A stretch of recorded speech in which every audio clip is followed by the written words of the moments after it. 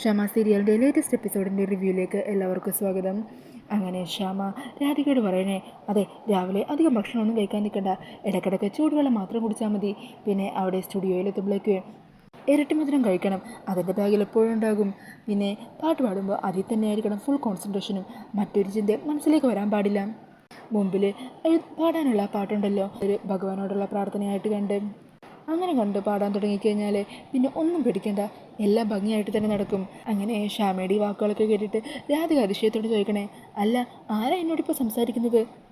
ഏതോ വലിയ പാട്ടുകാരി എനിക്ക് ഉപദേശം തരുന്നത് പോലെ ഉണ്ടല്ലോ. അന്നേരം ആയിരിക്കും കേട്ടോ ക്ഷാമ തഫിതിയാണെന്നുള്ള കാര്യം പറഞ്ഞാണല്ലോ സംസാരിക്കുന്നതെന്ന് ആലോചിക്കുന്നത്. എന്ത് പറയണമെന്നറിയാതെ ടെൻഷനിൽ നിൽക്കുകയാണ് കേട്ടോ ക്ഷാമ. ഈ സമയം രാധിക ചോദിക്കണേ, ക്ഷാമ മാഡത്തിൻ്റെ ഒപ്പം കൂടിയിട്ട് മാഡം പറയുന്ന എല്ലാ കാര്യങ്ങളും മനസ്സിലാക്കി പഠിച്ചു വെച്ചിരിക്കുവാണല്ലേ? ആ അതെ അതെ, എപ്പോഴും ക്ഷമയുടെ കൂടെ നടക്കുവാണല്ലോ. അങ്ങനെ അറിഞ്ഞതായി കാര്യങ്ങളൊക്കെ. അല്ല മാഡത്തിൻ്റെ കയ്യിൽ എപ്പോഴും ഇരട്ടി മധുരമൊക്കെ ഉണ്ടാകുമോ? ക്ഷമ മാഡം പിന്നെ അങ്ങനത്തെ സാധനങ്ങളൊക്കെ എപ്പോഴും കൊണ്ടു നടക്കും. അത് ക്ഷമ മാഡത്തിൻ്റെ പാട്ട് നന്നാവാനാണ്. മാഡം എന്തിനാ അങ്ങനെ കൊണ്ടു നടക്കുന്നത്? മനസ്സിലായി, സംസാരിക്കുമ്പോൾ ഈ മധുരമുള്ള ശബ്ദം തോന്നാനല്ലേ? ആ അതെന്ന് ക്ഷമയും പറയുവാണ്. എന്നിട്ട് പറയണേ, എന്നാൽ പിന്നെ ഇനി അധികം വൈകണ്ട, നേരത്തെ കിടന്നുറങ്ങിക്കോ, നാളെ രാവിലെ നേരത്തെ എണീക്കാനുള്ളതല്ലേ? ശരി മാഡം, ഞാൻ മാഡം പറഞ്ഞതുപോലെ തന്നെ രാവിലെ എണീറ്റ് പ്രാക്ടീസൊക്കെ കഴിഞ്ഞിട്ട് മാഡത്തെ വിളിക്കണം. അങ്ങനെ പറഞ്ഞ് രാധിക ഫോൺ കട്ട് ചെയ്യുവാണ്. ഈ സമയം അമൃതയും അങ്ങോട്ടേക്ക് വരുവാണ്. അന്നേരം ക്ഷമ പറയണേ, ഞാനിപ്പോൾ രാധികമ്മയോട് സംസാരിക്കുമായിരുന്നു, അന്നേരം പെട്ടെന്ന് ഫിദയാണെന്നുള്ള കാര്യം മറന്ന് ക്ഷമയുടെ രീതിക്ക് തന്നെ ഞാൻ അവളോട് എന്തൊക്കെയോ പറഞ്ഞു. അവളത് കൃത്യമായിട്ട് കണ്ടുപിടിക്കുകയും ചെയ്തു. പിന്നെ എങ്ങനെയൊക്കെ രക്ഷപ്പെട്ടു.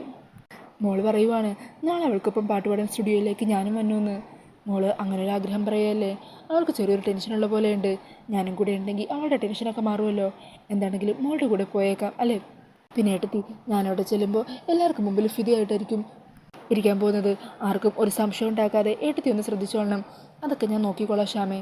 അതെ, നിങ്ങൾ അമ്മയും മോളും തമ്മിലുള്ള ഒളിച്ചുകളിയൊക്കെ അവസാനിപ്പിക്കേണ്ട സമയമാകാറായി കേട്ടോ.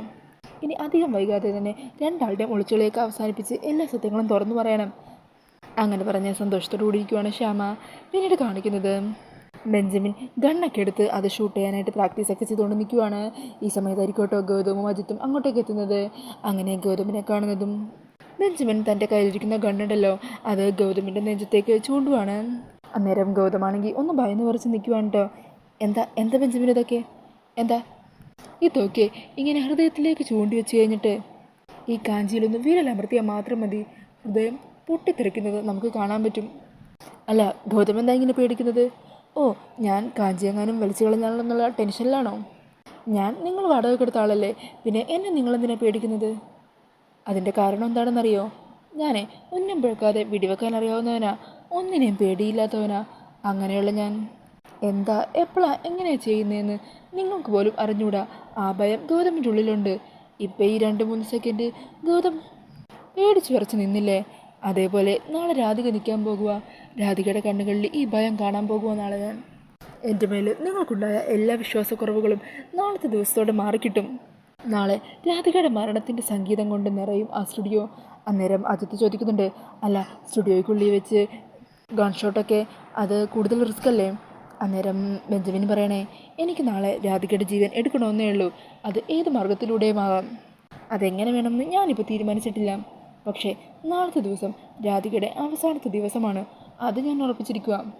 പിന്നെ ഇപ്പം ഞാൻ ഗൗതത്തിൻ്റെ നെഞ്ചിലേക്ക് ചൂണ്ടിയത് അത് പിന്നെ ഗൗതത്തിന് എൻ്റെ മേലിൽ ചെറിയൊരു അവിശ്വാസം ഉണ്ടായിരുന്നല്ലോ, ആ അവിശ്വാസം ഒന്ന് മാറ്റിയെടുക്കാൻ വേണ്ടി തന്നെയാണ്. സാറിന് അങ്ങനെ എന്തെങ്കിലും വിശ്വാസക്കുറവോ സംശയമോ എന്തെങ്കിലും ഉണ്ടോ? ഉണ്ടെങ്കിൽ ഞാൻ അതും മാറ്റാം. എന്നാൽ പിന്നെ കൂടുതൽ സംസാരമൊന്നുമില്ല. നാളത്തെ ദിവസം നിങ്ങൾക്കും അതുപോലെ എനിക്കും നല്ലൊരു ദിവസമാണ്. നാളെ നമ്മുടെ ദിവസമാണ്, നമ്മൾ കാത്തിരുന്ന വാർത്ത കേൾക്കാൻ പോകുന്ന ദിവസം. അങ്ങനെ പറഞ്ഞ് ചിരിച്ചുകൊണ്ട് നിൽക്കുവാണ് ബെഞ്ചമിൻ. പിന്നീട് കാണിക്കുന്നത് രാധിക നടന്ന് വരുണിൻ്റെ കാറിൻ്റെ അരികിലേക്ക് നടന്നു പോകുന്നതാണ്. ഈ സമയം വരുണാണെങ്കിൽ കാറിൻ്റെ അവിടെ ചാടി നിന്ന് ഫോണിൽ എന്തോ നോക്കിക്കൊണ്ട് നിൽക്കുമായിരിക്കും കേട്ടോ. അന്നേരം രാധിക അങ്ങോട്ടേക്ക് നടന്നു പോകുവാണ്. ഈ സമയം ബെഞ്ചമിൻ മുഖമൊക്കെ മറിച്ച് രാധികയ്ക്ക് നേരെ വെടിവെക്കുവാണ് കേട്ടോ. അന്നേരം വെടിയേറ്റ് രാധികയാണെങ്കിൽ വരുണെന്നും വിളിച്ച് താഴത്തേക്ക് വീഴുവാണ്. ഈ സമയം ഈ കാഴ്ച കണ്ട് വരുൺ അങ്ങോട്ട് ഓടി വരികയും രാധികയെ കൈകളിൽ കോരിയെടുക്കുകയും ചെയ്യുന്നുണ്ട്. എന്നാൽ വെടിയേറ്റ് രാധിക അപ്പം തന്നെ ബോധം പറഞ്ഞ് മരണത്തിലേക്ക് പോകുവാണ് കേട്ടോ. അങ്ങനെ ജീവനറ്റ് കിടക്കുന്ന രാധികയെ നെഞ്ചോട് ചേർത്ത് പൊട്ടിക്കരയുവാണ് വരുൺ. ഈ സമയം പെട്ടെന്ന് സ്വപ്നത്തിൽ നിന്ന് ചാടി എണീക്കുവാണ് ശ്യാമ. ഇത് ശ്യാമയുടെ സ്വപ്നമായിരിക്കും കേട്ടോ. മോളെ നിന്നും വിളിച്ച് ശ്യാമയാണെങ്കിൽ വല്ലാതെ പരിഭ്രമിച്ച് പോകുവാണ്. പെട്ടെന്ന് അതിനെ റൂമിന് പുറത്തേക്ക് ഇറങ്ങി വരുവാണ്. ഈ സമയം ശബ്ദം കേട്ട് അമൃതയും അങ്ങോട്ടേക്ക് ഓടിയെത്തിയിട്ടുണ്ടാവും. എന്തു പറ്റി ശ്യാമേ? എടുത്തി ഇപ്പം തന്നെ മോളെ വിളിക്ക്, എനിക്ക് അവളുടെ ശബ്ദം കേൾക്കണം, എനിക്കിപ്പം തന്നെ അവളോട് സംസാരിക്കണം. ഞാനൊരു സ്വപ്നം കണ്ടു, അവൾക്ക് ഒരു അപകടം പറ്റുന്നതായിട്ട്. എന്താ ശ്യാമ ഇതൊക്കെ? എപ്പോഴും മോൾക്ക് എന്തെങ്കിലും പറ്റിപ്പോകുമോ എന്നുള്ള ടെൻഷനിൽ കിടക്കുന്നതുകൊണ്ടാണ് ഇങ്ങനത്തെ സ്വപ്നങ്ങളൊക്കെ കാണുന്നത്. ശ്യാമ സമാധാനമായിട്ടിരിക്കുക. ഇല്ല എടുത്തി, എനിക്കൊരു സമാധാനമില്ല. എടുത്തി മോളൊന്ന് വിളിക്ക്, അവളുടെ ശബ്ദം ഒന്ന് കേട്ടാൽ മതി. അന്നേരം അമൃത പറയണേ, എന്താ ശ്യാമ ഇത്? നേരെ ഒരുപാട് വൈകി, ഇപ്പോൾ അവരെ വിളിക്കാമെന്ന് പറഞ്ഞാൽ അതവർക്ക് ബുദ്ധിമുട്ടാവില്ലേ? എന്താണെങ്കിലും നമുക്ക് നാളെ രാവിലെ സംസാരിക്കാം. രാവിലെ എന്താണെങ്കിലും രാധിക ഇങ്ങോട്ടേക്ക് വിളിക്കുമല്ലോ. നിങ്ങൾ രണ്ടാളും ഒരുമിച്ചല്ലേ സ്റ്റുഡിയോയിലേക്ക് പോകുന്നത്. അവിടെ വെച്ച് രാധിക ശ്യാമക്കൊപ്പം തന്നെ ഉണ്ടാവില്ലേ? പിന്നെ എന്തിനാണ് ഇങ്ങനെ ടെൻഷനാവുന്നത്? അന്നേരം ശ്യാമ പറയണേ, ശരിയാ, നാളെ ഞാൻ മോളുടെ ഒപ്പം ഉണ്ടാകുമല്ലോ. അതെ ശ്യാമേ, ഒരു പ്രശ്നം ഉണ്ടാവില്ല. ശ്യാമ ചെല്ല്, റൂമിൽ വെള്ളമൊക്കെ ഉണ്ടോ? ഉണ്ടേട്ടെത്തി. എന്നാൽ ചെന്ന് സമാധാനമായിട്ട് കിടന്നുറങ്ങും. അങ്ങനെ ശ്യാമയെ സമാധാനിപ്പിച്ച് റൂമിലേക്ക് വിടുകയുണ്ടോ. ഈ സമയം ശ്യാമക്കാണെങ്കിൽ ഒരു സമാധാനം കിട്ടുന്നില്ല. കണ്ട സ്വപ്നം വീണ്ടും വീണ്ടും കൺമുമ്പിൽ ഇങ്ങനെ തെളിഞ്ഞു കാണുവാണ്. അങ്ങനെ ഭയന്ന് ശ്യാമ വെള്ളമൊക്കെ എടുത്ത് കുടിക്കുന്നുണ്ട് കേട്ടോ. പിന്നീട് കാണിക്കുന്നത് അടുത്ത ദിവസം രാവിലെ തന്നെ എഴുന്നേറ്റ് പൂജമുറിയിലെ വിളക്കൊക്കെ കത്തിച്ച് പ്രാർത്ഥിച്ചുകൊണ്ട് നിൽക്കുവാണ് കേട്ടോ രാധിക. ഭഗവാനെ, ഈ പ്രതിസന്ധികൾക്കിടയിലും ശ്യാമ മേഡവും ഫിദ മേഡവും എനിക്ക് വേണ്ടി വലിയൊരു സിനിമയിൽ പാടാനുള്ള അവസരം മേടിച്ചു തന്നിരിക്കുന്നത്. അവരുടെ എല്ലാം ആഗ്രഹം പോലെ അവരുടെ അഭിമാനമൊക്കെ ഉയർത്തുന്ന രീതിയിൽ നല്ല രീതിയിൽ തന്നെ അതെനിക്ക് പാടി പൂർത്തിയാക്കാൻ പറ്റണേ. ഭഗവാനെ, എല്ലാ അനുഗ്രഹങ്ങളും കൂടെ ഉണ്ടാകണേ. അങ്ങനെയൊക്കെ പറഞ്ഞ് രാധിക കണ്ണടച്ച് പ്രാർത്ഥിക്കുവാണ്. ഈ സമയം പെട്ടെന്ന് ഭഗവാന് ചാർത്തിയ തുളസിമാല ഉണ്ടല്ലോ, അത് ആ ഒരു വിളക്കിലേക്ക് വീണ് വിളക്ക് കെട്ടുപോകുവാണ് കേട്ടോ. ഈ സമയം ഈ കാഴ്ച കണ്ട് ഞെട്ടലോട് കൂടി നിൽക്കുവാണ് രാധിക. ഭഗവാനെ, എന്താ ഇതൊക്കെ? എന്തേലും ദുസൂചനയാണോ ഇത്? ഇക്കാര്യം ഫിദാമേഡത്തോട് പറഞ്ഞാൽ മേഡം വല്ലാതെ ടെൻഷനാകും. അങ്ങനെ പറഞ്ഞ രാധിക വീണ്ടും ഭഗവാൻ ആ മാല ചാർത്തി വീണ്ടും തിരിയൊക്കെ കത്തിച്ചിട്ട് വീണ്ടും പ്രാർത്ഥിക്കുവാണ്. ഭഗവാനെ, എൻ്റെ ഭാഗത്തു നിന്ന് എന്തെങ്കിലും തെറ്റുകളുണ്ടായിട്ടുണ്ടെങ്കിൽ അതെല്ലാം പൊറുക്കണേ, എൻ്റെ കൂടെ ഉണ്ടാവണേ, ഒരാപത്തുമില്ലാതെ എല്ലാം ഭംഗിയായിട്ട് തന്നെ നടത്തി തരണേ എന്നും പറഞ്ഞ് രാധിക പ്രാർത്ഥിക്കുവാണ്. പിന്നീട് കാണിക്കുന്നത് പത്മിനി അടുക്കളയിൽ വരുണും രാധികയും പോകാനായതുകൊണ്ട് തന്നെ അവർക്ക് വേണ്ടിയിട്ട് ചായയൊക്കെ റെഡിയാക്കിക്കൊണ്ട് നിൽക്കുവാണ് കേട്ടോ. ഈ സമയത്തായിരിക്കും കൽപ്പനയും ഉർവശിയും അങ്ങോട്ടേക്ക് വരുന്നത്. ചെറിയമ്മേ, ഇത് നോക്കിക്കേ, നമ്മളാട്ടിന് ചായയൊന്നും ഉണ്ടാക്കണ്ട, അമ്മ ഉണ്ടാക്കുന്നുണ്ട്. ചെറിയമ്മ വാ. അങ്ങനെ പറഞ്ഞ് അവർ രണ്ടാളും അടുക്കളയിലേക്ക് കയറുക. അമ്മ ഇതെന്ത് ചെയ്യുവാ? ഓ, ഞാനോ? വരുണും രാധികയും പോകാൻ ഇറങ്ങുമല്ലേ, അപ്പോൾ അവർക്ക് വേണ്ടി ചായ ഉണ്ടാക്കിയതാണ്. രാധികയ്ക്ക് ഇഞ്ചി ചേർത്ത ചായ വേണമെന്ന് പറഞ്ഞു. അമ്മേ, കുറച്ചു നേരം മുമ്പേ അച്ഛനമ്മയെ വിളിക്കുന്നുണ്ടായിരുന്നു. പരമേശ്വരേട്ടനോ? അതെ. ചിലപ്പോൾ എന്തേലും അത്യാവശ്യ കാര്യം പറയാനായിരിക്കും. ആണോ? ഞാനൊന്ന് പോയി നോക്കിയിട്ട് വരാം. അങ്ങനെ പറഞ്ഞാൽ പത്മിനി അവിടെ നിന്നും പോകുവാണ് കേട്ടോ. ഈ സമയം അവർ രണ്ടാളും പറയണേ, ഓ അത് ശരി, അപ്പോൾ ഇതാണ് രാധികൾക്ക് വേണ്ടിയിട്ടുള്ള സ്പെഷ്യൽ ഇഞ്ചി ചേർത്ത ചായ. അന്നേരമായിരിക്കും സുകുമാരി ബ്രേക്ക് അങ്ങോട്ടേക്ക് എത്തുന്നത്. എന്തായി? ഇതാണ് അമ്മായിയമ്മ മരുമകൾക്ക് വേണ്ടി ഉണ്ടാക്കിയിരിക്കുന്ന ചായ. ഇതിൽ ഓൾറെഡി അമ്മ ഇഞ്ചിയോ മറ്റോ എന്തോ ചേർത്തിട്ടുണ്ട്. അതുകൊണ്ട് തന്നെ നമ്മൾ ഇനി എന്ത് ചേർത്താലും അതിൻ്റെ രുചിയാണെന്ന് തോന്നുള്ളൂ. ആദ്യം ഞാൻ തന്നെ തുടങ്ങാം. അങ്ങനെ പറഞ്ഞ് സുകുമാരിയമ്മ മഞ്ഞപ്പൊടീൻ്റെ ബോക്സ് എടുത്ത് ഒരു സ്പൂൺ മഞ്ഞപ്പൊടി ചായയിലേക്ക് ഇടുവാണ്. അതിനുശേഷം കൽപ്പന വേറെന്തൊരു പൊടി ഇടുന്നുണ്ട്. പിന്നീട് മസാലപ്പൊടി എടുത്ത് ഉർവശിയും ഇടുവാണ്. ഈ സമയം ഉപ്പെടുത്തോണ്ട് പ്രിയങ്കയും വരുന്നുണ്ട്. അന്നേരം കൽപ്പന പറയണേ, അയ്യോ അതൊന്നും ഇടണ്ട, അതെങ്ങനെ ഇട്ട് കഴിഞ്ഞാൽ രുചി വ്യത്യാസം പെട്ടെന്ന് മനസ്സിലാകും. എനിക്ക് ഇടണം എന്ന് പറഞ്ഞ് പ്രിയങ്ക വാശി പിടിക്കുമ്പോൾ കുറച്ചിട്ടാൽ മതി എന്ന് പറഞ്ഞ് പ്രിയങ്കേനെ കൊണ്ടും കുറച്ചിടിപ്പിക്കുവാണ്. അങ്ങനെ അത് നല്ലപോലെ മിക്സ് ചെയ്ത് അതോടെ വെച്ചിട്ട് കൽപ്പന പറയണേ, എന്താണെങ്കിലും അമ്മ ഉണ്ടാക്കി ചായയല്ലേ, അമ്മയുടെ കൈ കൊണ്ട് തന്നെ രാധികക്ക് കൊടുത്തു കഴിഞ്ഞാൽ അവൾ ഒരു സംശയമില്ലാതെ കുടിച്ചോളും. ഏറ്റവും വലിയ ഗായികക്ക് നമ്മളെല്ലാവരും കൂടി കൊടുക്കുന്ന ഒരു സ്പെഷ്യൽ ചായ. അങ്ങനെ പറഞ്ഞ് അവരോട് ചിരിച്ചുകൊണ്ട് നിൽക്കുവാണ്.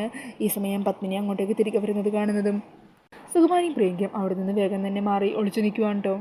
ഈ സമയം പത്മിനി വന്ന് ചോദിക്കണേ, അല്ല ഏട്ടൻ വിളിച്ചു എന്ന് പറഞ്ഞിട്ട് എന്നെ വിളിച്ചില്ലെന്നാണല്ലോ ഞാൻ ചോദിച്ചപ്പോൾ പറഞ്ഞത്. ആണോ? പക്ഷെ ഞങ്ങൾ കേട്ടതാണല്ലോ. ഉർവശി, ഈ ചായ പിടിച്ചേ, ഇത് വരുന്നുള്ള ചായയാണ്, ഇതവന് കൊടുക്കണം. ഇത് രാധികയ്ക്കുള്ള ചായ, ഇത് രാധികയ്ക്കും കൂടി കൊടുക്കണം. അയ്യോ ഏട്ടത്തി, വരുണിന് വേണമെങ്കിൽ ഞാൻ ചായ കൊടുത്തോളാം, പക്ഷേ അവൾക്ക് ചായ കൊടുക്കാനൊന്നും എന്നെ കൊണ്ട് പറ്റില്ല. ഞാൻ അവളുടെ ദാസിയൊന്നുമല്ല. എൻ്റെ ഈശ്വര, ഒരു ചായ കൊടുക്കുന്നതിനാണോ നീ ഇങ്ങനെയൊക്കെ പറയുന്നത്? ശരി, നടക്കുന്നു. അങ്ങനെ പറഞ്ഞ പത്മിനി ചായമായിട്ട് അവിടെ നിന്നും പോകുവാണ്. പിന്നീട് കാണിക്കുന്നത് വരുണും രാധികയും റെഡിയായിട്ട് താഴത്തേക്ക് ഇറങ്ങി വരുവാണ് കേട്ടോ. ഈ സമയം വരുൺ പറയണേ, സമയം ലേറ്റായി. അയ്യടാ, ഞാൻ ലേറ്റായൊന്നുമില്ല, ഞാൻ നേരത്തെ റെഡിയായി നിന്നതാ എന്ന് രാധിക പറയുക. അന്നേരം വരുൺ പറയണേ, അത് ശരിയാ, ഞാനാ റെഡിയാകാൻ കുറച്ച് വൈകിയത്.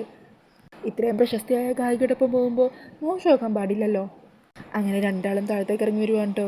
ഈ സമയം മുത്തശ്ശി അവിടെ രണ്ടുപേരെയും കാത്തു നിൽക്കുന്നുണ്ടാവും. മുത്തശ്ശി, എന്നെ അനുഗ്രഹിക്കണം. നല്ലപോലെ പാട്ട് പാടാനായിട്ട് മുത്തശ്ശിയുടെ അനുഗ്രഹം വേണം. മോളെ, നിൻ്റെ കണ്ണൻ എപ്പോഴും നിൻ്റെ കൂടെ തന്നെ ഉണ്ടാകും. നല്ല മിടുക്കിയായിട്ട് തന്നെ നിനക്ക് പാടാൻ പറ്റും. ഈ സമയം പത്മിനിയും കൽപ്പനയും ഉർവശിയും എല്ലാവരും അവിടെ ഉണ്ടാകും കേട്ടോ. അങ്ങനെ രാധികയെക്കുറിച്ച് മുത്തശ്ശി പറയുന്ന വാക്കുകളൊക്കെ കേട്ട് ദേഷ്യത്തോടെ നിൽക്കുവാണ് പ്രിയങ്കയും മുത്തശ്ശിയും സുകുമാരി അമ്മയൊക്കെയും. അങ്ങനെ ആ ഒരു സീനൊക്കെ കാണിച്ചുകൊണ്ടാണ് കേട്ടോ ഇന്നത്തെ എപ്പിസോഡ് തീരുന്നത്. നാളെ ദുർഗ സീരിയലിൻ്റെ മഹാ എപ്പിസോഡായത് കാരണം സ്നേഹപൂർവ്വം ക്ഷമ നാളെ ഉണ്ടാവില്ല കേട്ടോ. അപ്പോൾ എന്താണെങ്കിലും ഈ ഒരു റിവ്യൂ ഇഷ്ടമായിട്ടുണ്ടെങ്കിൽ മറക്കാതെ വീഡിയോ ഒന്ന് ലൈക്ക് ചെയ്യണേ. ഇതുപോലുള്ള കൂടുതൽ റിവ്യൂസിനായിട്ട് ഈ ചാനലൊന്ന് സബ്സ്ക്രൈബ് ചെയ്തും കൂടി സപ്പോർട്ട് ചെയ്യണേ. താങ്ക്